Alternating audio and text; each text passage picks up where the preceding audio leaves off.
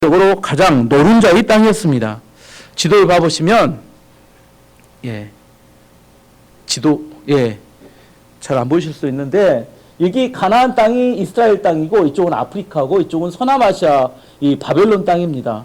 이 바벨론 땅 서남아시아에서 세력이 세져서 아프리카까지 점령하기 위해서 반드시 거쳐야 된 땅이 바로 가나안 땅이고, 또 아프리카에서 세력이 세져서 이집트가 세력이 세지면 서남아시아를 정복하기 위해서는 반드시 가나안 땅을 거쳐가야 합니다. 뭐 전쟁뿐만 아니라 무역을 할 때도 서남아시아하고 유럽하고 그리고 아프리카에 무역을 하기 위해서 길을 가기 위해서는 반드시 가나안 땅을 지나가야 되는데, 그곳은 그래서 힘이 세고 큰 성을 가졌던 거인들이 지키고 있던 곳이었습니다. 지도됐습니다. 그런데 그렇게 중요한 땅이었는데 문제는 뭐냐면 갑자기 여기서 등장한 이주 민족이 하나 발생했어요. 애굽에서 400년 동안 노예살이했던 갑자기 이주 민족이 가나안 부근에 나타나더니 순식간에 가나안 땅을 다 정복해버리고 말았습니다. 그 지역에 있었던 사람들은 가히 충격적인 상황이었어요. 원래 그렇게 한꺼번에 무너질 만한 그런 땅이 아니었는데 하나님께서 이스라엘 백성들과 하여금 그 땅을 차지하도록, 왜? 거기에 요충지고 아주 좋은 땅이라. 실제 가보면 사막입니다. 근데 그때 당시로 적과 꿀이 흐르는 땅, 하나님의 약속의 땅, 그 땅으로 하나님이 인도하셨다는 겁니다. 근데 이상한 일이 있었어요. 그 땅을 정복했습니다. 가나안 땅을. 그리고 나서 400년 동안 왕국이 세워지지 않았어요. 주변 나라들은 다 왕을 세우고 군대를 만들고 그 다음에 정치 조직적인 나라를 만들었는데 가나안 땅만은 왕국이 세워지지 않고 왕이 없었습니다. 왜 그랬을까요? 하나님이 왕이시니까. 왕국이 세워지지 않고 외국이 쳐들어오면 갑자기 하나님이 지정하신 사사가 등장합니다. 사사가 등장해서 그 문제를 해결하면 또 사사가 사라져요. 왕이 없이 계속해서 400년을 지냈습니다. 사무엘 시대에 이스라엘 백성들이 우리도 다른 나라처럼 뭘 세워주기를 원한다? 왕을 세워주십시오. 왕을. 근데 하나님이 기분이 나빴어요. 왜 기분이 나쁘셨을까요? 누가 왕인데? 하나님이 왕인데 왕을 세워달라고 요구하니까, 하도 요구하니까 그래 네 말대로 들어주겠다. 그래서 누구를 초대 왕으로 세웁니까? 사울을 왕으로 세웁니다. 지난번에 살펴본 겁니다. 사울을 왕으로 세웠는데 이 사울은 이스라엘 하나님의 나라를 세상 나라와 똑같이 자기 마음대로, 그 다음에 자기 아들에게 왕위를 물려주기를 원했습니다. 하나님께서 사울을 버리셨고 블레셋 전투에서 그는 죽임을 당하게 됩니다. 두 번째 왕이 누가 세워집니까? 그래서 다윗이 왕이 됩니다. 다윗은 하나님의 나라의 특성을 너무나 잘 알고 있었어요. 하나님의 나라는 국방이 튼튼해서 아닙니다. 성이 많아서, 지킬 만한 성곽이 많아서 아닙니다.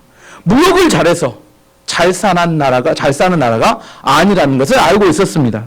하나님의 나라는 하나님을 왕으로 모시고 하나님의 말씀을 가르치고 그 하나님의 말씀에 순종하게 될 때 하나님께서 온갖 좋은 복을 부어주시는 나라가 하나님의 나라입니다. 맞습니까? 예. 그래서 그 상징적인 표현으로 다윗은 뭐 하기를 원했냐면 언약궤를 예루살렘으로 옮기기를 원했어요. 한 번의 실패를 딛고 두 번째 드디어 옮겼습니다. 하나님께서는 다윗의 마음을 너무 잘 알고 있었어요. 하나님을 사랑하는 마음, 하나님을 높여드리고자 하는 마음, 하나님을 왕으로 삼고자 하는 마음, 그게 너무 잘 알고 있었고, 그래서 다윗이 가는 곳마다 전쟁에 승리하게 했고 다윗이 하는 일마다 뭐든지 잘 되게 하나님이 풀어주셨습니다. 그래서 나라는 점점 더 부강해졌고 백성들의 마음 가운데는 기쁨과 즐거움이 흘러넘쳤습니다. 그런데 이런 상황에서 다윗 마음 가운데 부담이 되는 게 한 가지 생겼습니다. 뭐예요? 본인은 백양목으로 만든 왕궁에 사는데 언약궤는 어디 있어요? 천막 아래, 텐트 아래 있는 것이 마음에 걸렸습니다. 그래서 1절, 2절 이렇게 말합니다. 1절에 뭐라고 하냐면 다윗이 자기 왕궁으로 옮긴 뒤에 애원자 나단에게 말했습니다. 나는 백양목으로 지은 집에 살고 있는데 여호와의 언약궤는 장막에 있어. 이렇게 이야기했습니다. 무슨 말입니까? 자기는 백양목 궁에 사는데 하나님의 언약궤는 어디 있어요? 장막에 있어. 꼭 하나님을 위한 이야기 같은데 나중에 들어보면 또 하나님을 위한 이야기도 아닙니다. 그래서 자기는 뭐 하고 싶다는 거예요? 뭘 만들고 싶다? 언약궤가 기거할 수 있는 지성소가 있는 성전을 만들기를 원한다. 이렇게 이야기를 했습니다. 근데 이게 잘 생각해 봐야 될 문제입니다. 왜냐하면 그 당시에 성막이 존재했다고 이야기했습니다. 맞죠? 성막이 어디 있다고 했었어요? 기브온 땅에 성막이 있었고 거기서 사독 대제사장이 제사를 지내고 있었습니다. 다윗의 의도는 뭐냐면 성막을 이제 뭘로 바꾸기를 원한다는 거예요? 성전으로 바꾸기를 원한다. 이게 성막과 성전에는 차이가 있습니다. 무슨 차이일까요? 성막은 이동하는 구조고 성전은 건물로 지어지는 겁니다. 하나님의 아이디어는 성막일까요? 성전일까요? 하나님은 성전을 원하지 않았죠. 하나님은 성막입니다. 성막과 성전의 차이는 굉장히 중요한 차이입니다. 이 시대에도 교회가 이런 건데 성막은 하나님의 백성이 있는 곳에 머물렀습니다. 성전이 지어지고 난 다음에 많은 사람들이 어떤 착각을 하냐면 하나님은 어디 계신다? 성전에 계신다. 이게 맞습니까? 하나님은 하나님의 백성이 있는 그곳에 계시는 겁니다.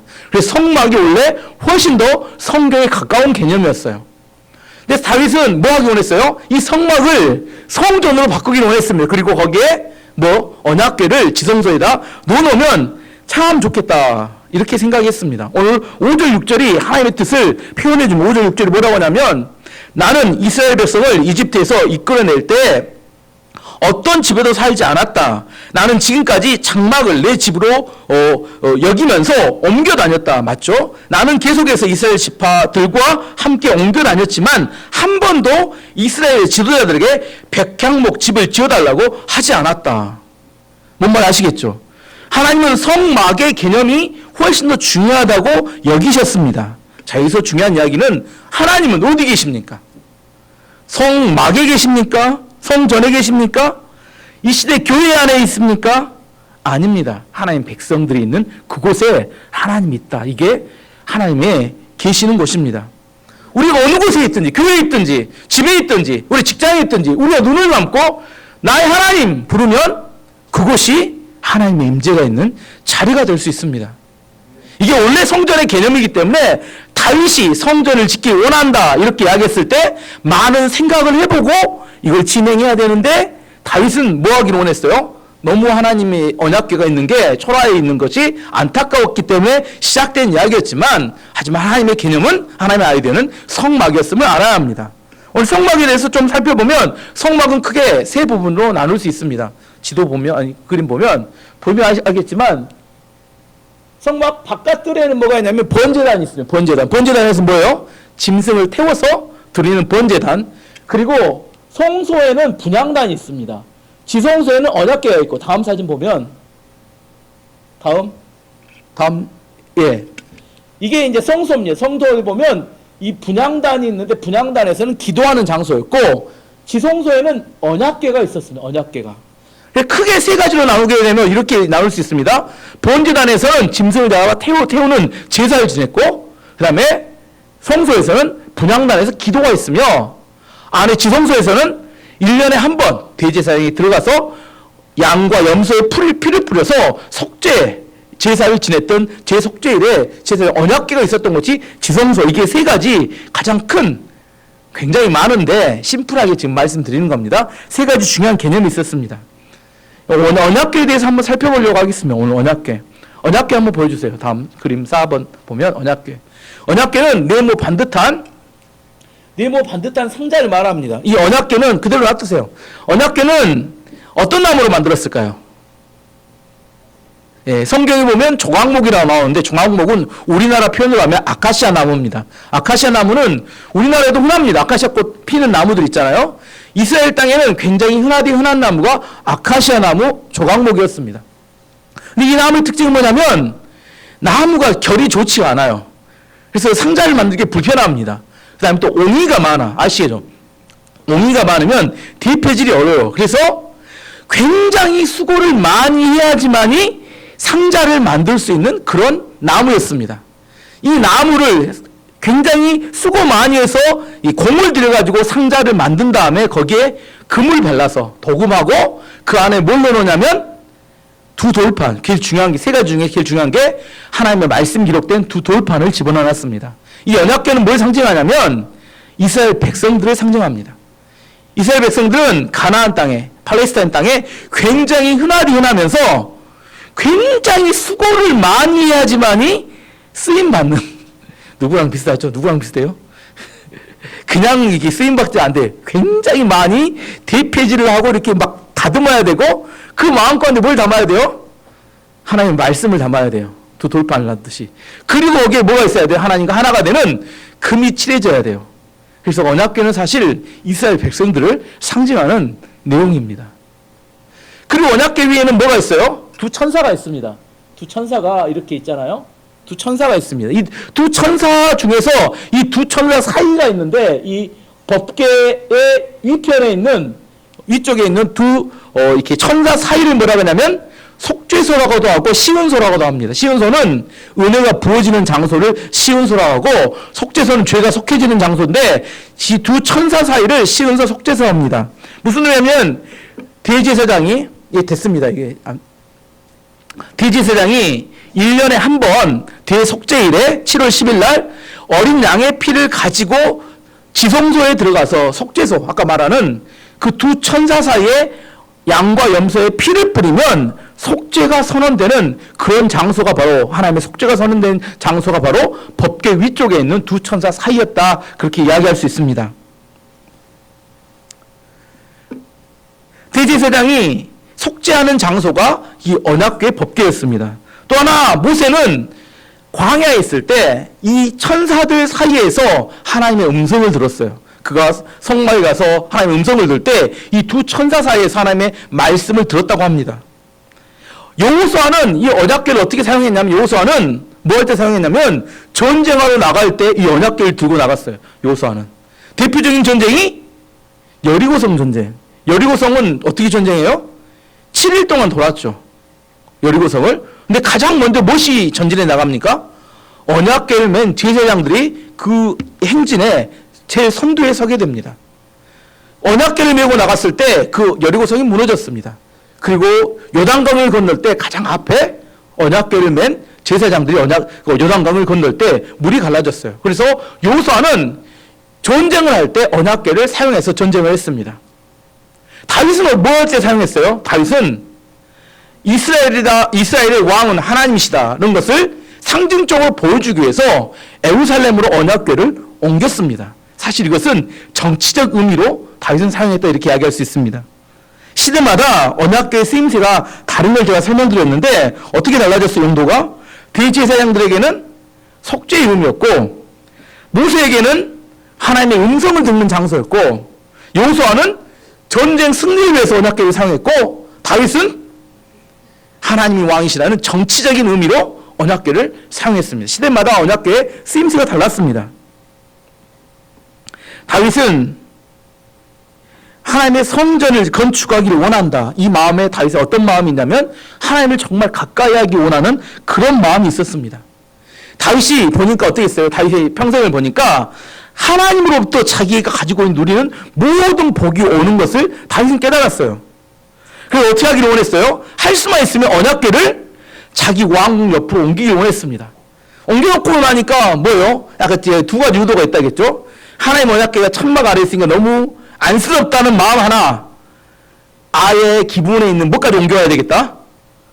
이해가시죠? 뭐까지? 이번에는 성막조차 다 옮겨와가지고 여기다 성전을 지어놓고 내 왕 옆에다 언약궤와 성전을 놔두고 제사정로 하여금 거기서 속죄의 제사까지 지내면 정말 좋겠다.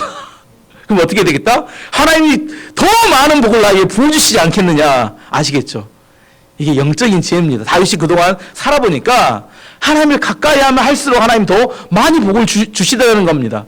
그래서 언약궤만 옮겨왔는데 이번에는 뭐까지? 성막을 다 옮겨와서 아예 그냥 못 옮기게, 성막을 또 옮겨가면 끝이잖아요. 옮기지 못하게 그물조차 딱 지어가지고 거기서 내가 하나님 옆에서 평생토록 살기를 원한다. 그런 마음이었습니다.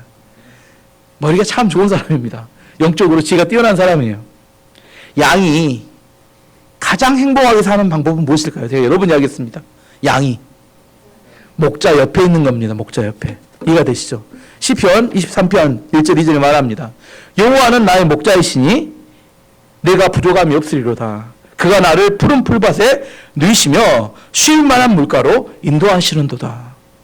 다윗이 경험한 하나님입니다. 양은 어디 옆에 있어야 돼요? 목자 옆에 있을 때 가장 행복하다는 사실을 다윗은 알았습니다. 그래서 그는 할 수만 있으면 언약궤와 성전을 다 자기 옆으로 가져오기를 원했다는 겁니다. 이게 지혜입니다. 할 수만 있으면 어디 옆으로 가야 돼요? 하나님 말씀이 있는 곳으로 가고 하나님이 계신 곳으로 가야지만이 내 안에 영적인 축복과 하나님의 은혜가 흘러넘친다는 사실을 다윗은 그 평생의 삶을 통하여 깨달았고 그가 실제적으로 그걸 삶으로 옮기고 있었습니다. 그래서 다윗은 왜 지금 주제가 뭐였어요? 왜 하나님께서 왜 다윗은 이 성전을 짓기를 원했는가에 대한 이야기를 했고 근데 하나님의 반응이 특이했습니다. 하나님 뭐라고 해요? 너 4절에 뭐라고 합니까? 가서 내 종 다윗에게 이렇게 전하여라. 너는 내가 살 집을 지을 사람이 아니다. 안 돼. 너는 못 지어. 이렇게 이야기했습니다. 왜 그랬을까요? 왜 하나님께서 성전을 짓겠다고 난리치는 사람에게 짓지 말라고 했을까? 예. 겉으로 드러난 이유는 역대상 22장 8절에 보면 여호와의 말씀이 내게 임하여 이르시되 너는 피를 심히 많이 흘렸고 크게 전쟁하였느니라. 내가 내 앞에서 땅에 피를 많이 흘렸은즉 내 이름을 위하여 성전을 건축하지 못하리라. 뭐라고요? 피를 많이 흘렸기 때문이다 이렇게 이야기하지만 사실 이건 피상적인 이야기입니다. 그때 당시 왕이 피를 안 흘릴 수 있을까요? 전쟁하는 왕이. 실제적인 근본적인 오늘 본문을 통해서 해석을 해보면 이 모든 것의 주인이 누구냐에 대해서 명확하게 하길 원한다는 겁니다. 설교를 다 들으면 이해하실 겁니다. 자, 다른 예를 하나 들어보면 교회는 항상 부족한 게 뭐냐면 주차장입니다. 아무리 교회를 지어놓고 주차장을 크게 해도 주차장이 부족합니다.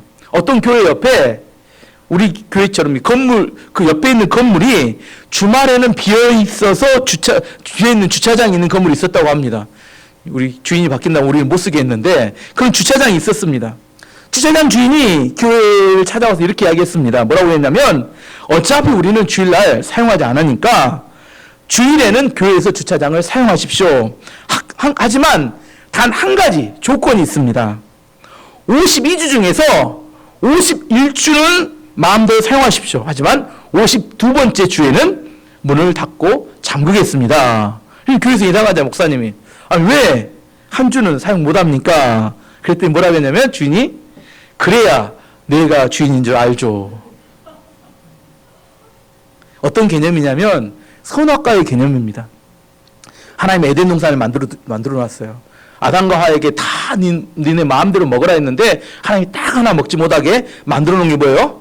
예, 선악을 알게 하는 동산 중앙에 있는 나무는 절대 먹으면 안 돼. 먹으면 죽어. 이렇게 이야기했습니다. 왜 그래요? 아담과 하와가 처음에는 이 동산의 주인이 누구예요? 하나님이라는 걸 알고 있었어요. 근데 시간이 지나요. 50년, 100년이 지나면 잊어버려요. 이 동산은 누구 거예요? 내 것이 돼버립니다. 그래서 하나님이 그걸 잊지 않도록 52주 중에 한 주를 사용하지 못하겠는데 한 주 사용하지 못할 때 뭘 생각해요? 이거 주차장의 주인은 누구였다? 그 사람이 주인이었는데 이걸 생각하게 하기 위해서 선악과를 하나님이 거기에 놔두셨다는 사실입니다. 이 모든 것은 다 하나님 거다. 주인이 누구냐는 이야기입니다. 반대 예를 하나 들어보면 어느 교회에서 교육관을 늘리려고 상가를 몇 개를 매입했다고 합니다. 교육관 사용하려고.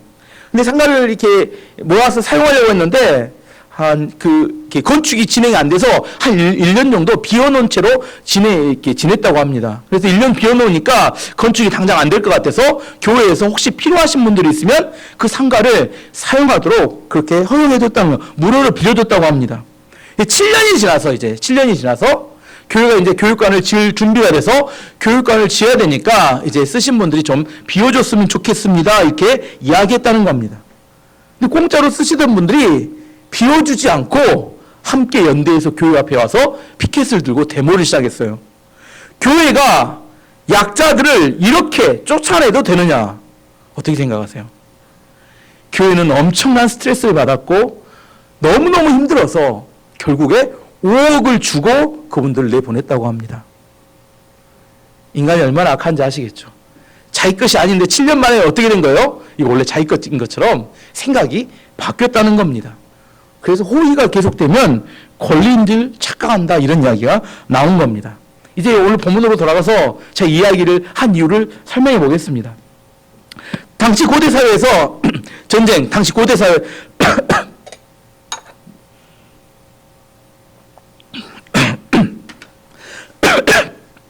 당시 고대 사회에서 전쟁은 신들의 전쟁이었어요. 이 나라와 이 나라 전쟁하면 이 나라의 신과 이 나라의 신이 전쟁한다 이렇게 생각했습니다. 전쟁에서 이긴 나라의 신은 영웅이 되고 진 나라의 신은 신이 없어져 버려요. 그게 신들의 전쟁이었습니다. 그래서 양 나라에서 진 쪽은 신이 없어지고 이긴 쪽은 어떻게 하냐면 왕이 신에게 고마워서 뭘 해주냐면 신전을 지어줍니다. 이제 정복했으니까.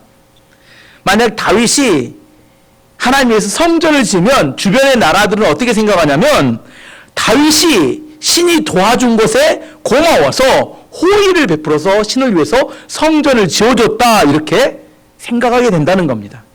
지금 하나님이 다윗에게 은혜를 주신 겁니까? 다윗이 하나님께 호의를 베푼 겁니까? 잘 생각해보면 같은 이야기인데 전혀 다릅니다. 다윗이 하나님께 호의를 베푼 거예요? 전혀 그렇지 않다는 거예요. 하나님이 전적인 은혜를 베풀었는데 지금 이 모든 것의 주인이 누구냐입니다.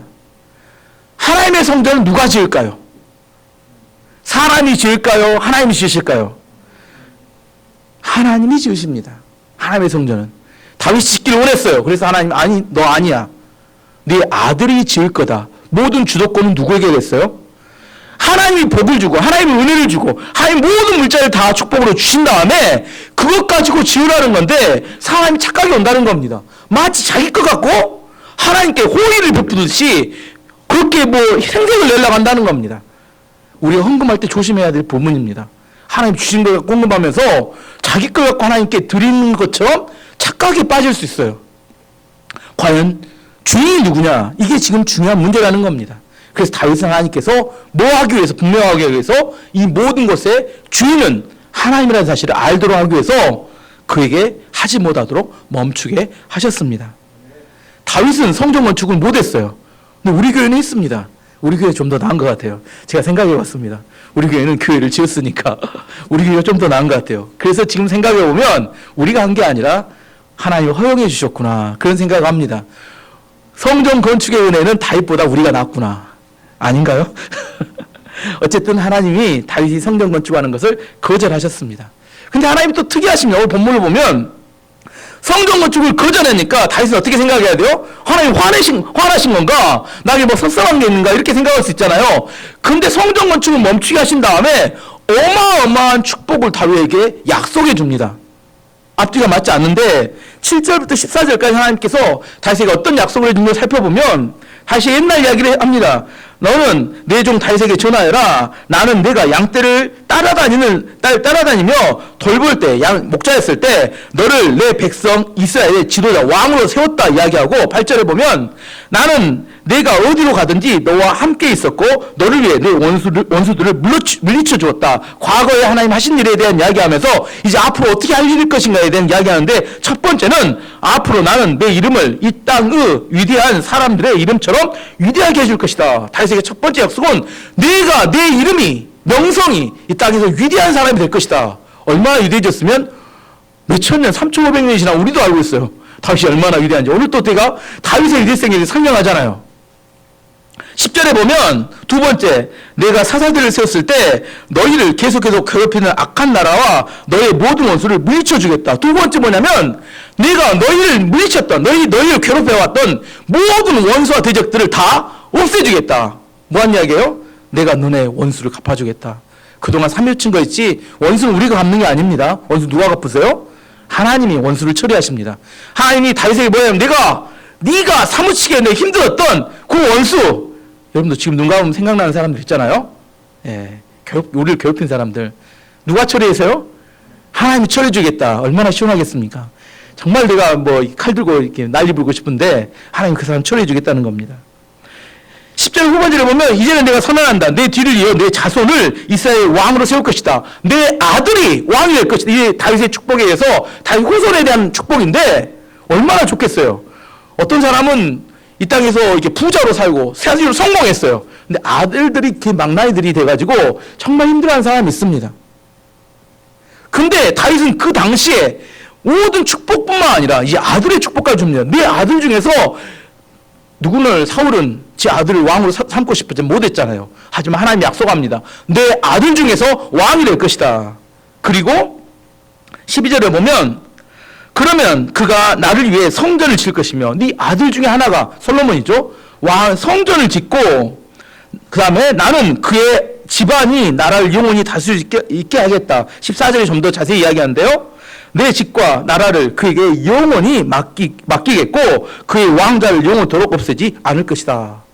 너나의 대대 손손이 이스라엘의 왕이 될 것이다. 얼마나 어마어마한 축복을 해주는 이야기입니까? 우리는 우리 자식들만 잘 돼도 난리인데 그러려고 공부시키는 거 아닙니까? 그렇지 않으면 과외비 안 드려도 되는데 여러분 돈 안 쓰시면 여러분 여행 다니고 편히 살 수 있는데 근데 자식들을 위해서 돈 쓰잖아요. 못 먹고 못 입고. 근데 하나님 이렇게 약속하시는 겁니다. 너는 내 명성을 높여주고 네가 가는 곳마다 승리하게 해주고 내 원수들 다 없애주고 내 아들이 왕이 되고 내 대대손손이 이 땅에 왕이 될 것이다. 다윗이 충격받았습니다. 왜? 너무 어마어마한 축복을 해주니까. 앞뒤가 안 맞아요. 성전 못 짓게 해놓고 하나님의 축복을 어마어마하게 주십니다. 왜 그랬을까요? 왜 그랬을까? 다윗이 뭐라고 고백하는지 16절 한번 보고 넘어가겠습니다. 다윗이 너무 감격해서 이렇게 이야기합니다. 그 후에 다윗 왕이 여호와 앞에 들어가 앉았습니다. 다윗이 말했습니다. 여호와여, 여호와 하나님, 제가 누구에게 저를 이토록 위해 주십니까? 제 집안이 무엇이기에 그토록 위해 주십니까? 하나님, 내가 누구인가 한데, 내가 무엇이가 한데, 이렇게 은혜를 쏟아 부어주십니까? 내 잔이 흘러 넘치나이다. 이런 고백입니다. 하나님, 도저히 내가 이 축복과 은혜에 심장이 떨리고, 삶을 이렇게, 감정을 추스리기가 어렵습니다.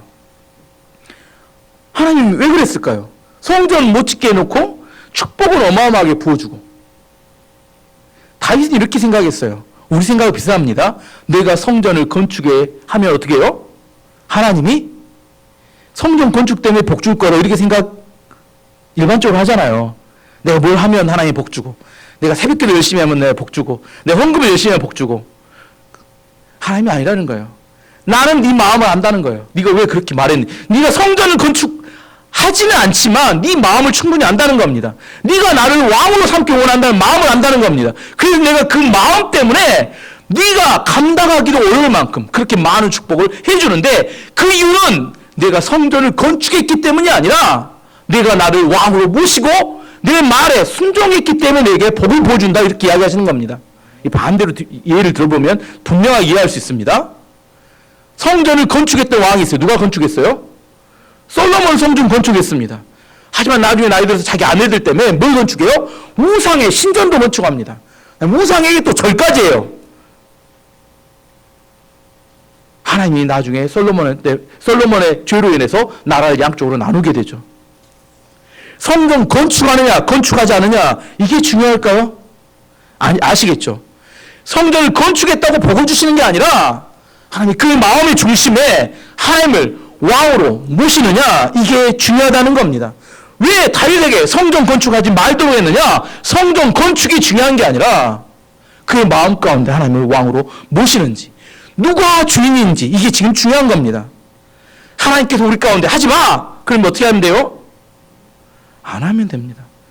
하나님이 지금 해야 돼! 하면 어떻게 하면 돼요? 지금 하는 겁니다. 왕이 누구냐? 지금 여기가 중요한 겁니다. 내가 무엇을 했느냐? 이거 지금 하나님 관심 없어요. 성전 건축했던 솔로몬은 하나님이 얻어 터졌고 성전을 건축하지 말아서 안 했던 다윗은 하나님의 축복과 온갖 축복과 은혜를 다 흘러받았습니다. 주인이 누구냐? 성전 지었기 때문에 하나님 복을 주는 게 아니라는 사실을 분명히 알아야 합니다. 우리의 마음의 중심에 무엇이 있느냐? 하나님 이거면 됐습니까? 이게 아니라 하나님이 그의 마음의 중심에 왕으로 오시고 하나님이 나의 왕이 되셔서 명령하시면 그 앞에 내가 순종하며 살아가는 것 하나님이 원하시는 게 바로 그것이었습니다. 다윗에게 있어서는 성전 건축이 중요하지 않아요. 우리 어떤 사람은 그래요. 막 뭘 해야 된대요. 그것 안 하면 안 된대요. 그래야 하나님이 복을 받는데요. 그거 아닌 거 아셔야 합니다. 뭘 해야 되는 게 아니라 하나님의 마음이 내 마음속에 하나님이 내 왕이 되어 있는 거. 이게 지금 하나님이 보시기를 원하는 가장 중요한 것이었습니다. 하나님 너무 감격했어요. 다윗이 너무 감동했습니다. 하나님 내가 누구가 한데 우리 집안이 무엇이가 한데 이런 복을 주십니까? 저는 여러분에게도 이런 고백이 오래 있기를 원합니다. 우리 안에 정말 하나님이 저는 찔끔찔끔 부어주는 거 말고 그걸로 만족하지 마시고 좀 찔끔찔끔 부어줬더니 금방 교만해서 팍 하니까 하나님 부었다가 그냥 이렇게 주전자 이렇게 멈추고 이렇게 빼 이런 거 말고 막 호수 돼가지고 이렇게 쏟아 부어주니까 다윗이 지금 그런 상황입니다. 막 쏟아 부어주니까 이 감당이 안 되니까 하나님 내가 누구가 안 돼? 내가 무엇이가 안 돼? 하나님 나에게 이렇게 부어주십니까? 그 정도 돼야죠. 어떤 사람이 이게요? 하나님이 우리를 테스트하십니다. 때로는 고난을 주세요. 고난을 주었을 때 어떻게 반응하는지. 때로는 축복을 해주십니다. 복을 주세요. 복을 주고 난 다음에 어떻게 반응하는지. 통과가 돼야 돼요. 그래야 안심하고 하나님도 축복을 부어주십니다. 다윗이 너무 감사해서 이제 다윗이 17절부터 이제 하나님께 기도하는 내용이 나옵니다. 기도하는 내용이. 감사 기도는 어떻게 하는지. 여러분 또 하나님 복을 주면 또 입 씻어불지 말고 드리라는 게 아니야. 내가 하나님께 얼마나 감사해서 기도하는 이 기도도 배워야 돼요. 기도가 어떻게 하는지 물어보는데 이 다윗의 기도를 보고 본따서 해보세요. 다윗은 지금 얼마나 감격했던지 16절부터 마지막 절까지 항상 뭐라고 하냐면 주의 종 하면 17절 보면 저는 주의 종입니다. 18절도 주께서 주의 종인 저를 귀하게 대하시니 마지막에 주께서는 주의 종을 잘 하십니다. 19절에도 여호와께서 주의 종을 위하여 주의 뜻대로 이처럼 놀라운 일을 하시니 끝까지 가면 계속 뭐라고요? 주의 종입니다. 저는 주의 종입니다. 왕인데 뭐라고요? 주님은 주인이시고 주님은 왕이시고 나는 노예이고 나는 종이고 나는 주님이 말씀하시면 따라하는 자고 이걸 계속 고백하는 겁니다. 왜? 나에게 감당할 수 없는 복을 주시는 분이 당신한 사실을 고백하는 겁니다. 두 번째는 너무 좋으니까 하나님을 최대한 높여서 찬양합니다. 20절 보면 오 여호와시여 우리가 귀로 들은 것처럼 주와 같은 분이 어디에도 없습니다. 주밖에는 다른 참신이 없습니다. 전 여러분에게도 이게 지식이 아니라 실제 삶에 이런 고백이 나오기를 원합니다. 주밖에 진짜 참신은 없습니다. 왜? 나에게 이렇게 많은 축복을 부어주시니 어느 누가 나의 주인이고 나의 신이 되겠습니까? 이런 고백이 내 삶에서 주님의 은혜와 축복으로 인하여 고백되어질 수 있기 원합니다. 이건 평생에 잘 오지 않은 교회일 수 있어요. 하지만 내 안에 하나님 부으시고 축복하시면 이런 고백이 나와야 뭐예요 지금? 이게 뭐예요? 진짜 하나님을 만나서 하나님의 축복을 받아봐야 합니다. 우리가 왜 불안하고 두려워서 합니까? Your God is too small. 우리가 믿는 하나님이 너무 작기 때문에. 그러니까 이런 하나님을 경험해보지 못했어요. 주밖에는 참신이 없습니다. 고백할 수 있는 그 하나님을 만나야 내가 세상에 기꺼리지 않습니다. 세상에 주는 그런 것에 내 마음이 빼앗기지 않아요. 진짜 그 크신 하나님을 만나고 경험할 때만이 하나님이 나의 참신이고 그 어떤 것도 나를 축복할 수 없습니다. 이렇게 고백할 수 있습니다. 그 다음에 23절에 재밌는 고백을 합니다. 다윗이 뭐라고 하냐면 여호와여 저의 집안과 주의 종인 저에게 하신 약속을 지켜주십시오. 말씀하신 대로 이루어 주십시오. 도장을 막는 겁니다. 뭐라고요? 하나님 약속하신 그대로 이루어 주셔야 합니다. 이렇게 도장을 막는 겁니다. 이게 뭐예요? 보통은 자녀들에게 이번에 내가 뭘 사줄게 하면 자녀들이 어떻게 반응해야 돼요? 감사합니다 이렇게 하면 도장을 찍는 겁니다. 그런 겁니다. 지금 하나님이 지금 엄청난 축복을 해줬어요. 그랬더니 뭐 다윗이 뭐라고요? 아멘 하나님 감사합니다. 꼭 이루어주십시오 이렇게 기도하는 겁니다. 이렇게 기도해보세요. 여러분이 실제 하나님 안 만나니까 이런 기도 안 해보니까 어색하죠. 들어보기를. 다윗이 얼마나 구체적으로 지금 이렇게 기도하고 있는지. 기도하라면 5분도 못해요. 15분 좀 이따 기도하러 가면 15분 이제 눈 뜨고 이제 지켜봐야겠어. 꼭 먼저 나가는 사람 다 먼저 나가고 일어나 돌아다니면서 저 뒤에 계신 분들, 저 방송실에 있는 분들도 잡잡하지 마시고 나와서 기도하시기 바랍니다. 기도하시라는 기도.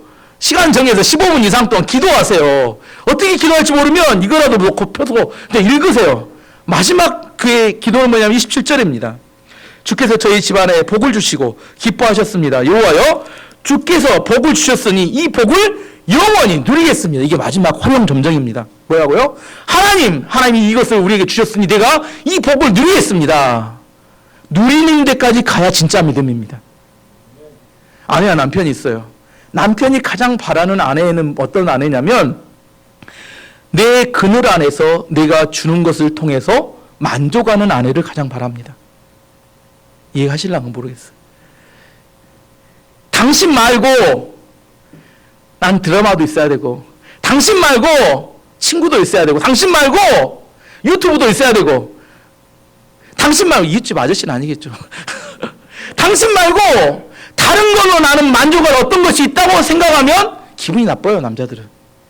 하나님도 똑같습니다. 하나님이 주신 것이 그것이 고난이든 축복이든 그 어떤 거든지 저는 하나님이 주신 걸로 만족하고 난 거기서 그걸 누리고 평생 그 안에 살겠습니다 이렇게 고백할 때 하나님 얼마나 기뻐하시겠습니까? 지금 다윗의 고백은 그런 겁니다. 하나님이 주신 축복 안에 내가 하나님만 의지하고 하나님 주신 것을 충분히 누리고 그 안에 만족하며 살아가겠습니다. 이렇게 고백하면 더 주고 싶어서 하나님도 아마 나일 겁니다. 옆집 아저씨와 비교하지 마시고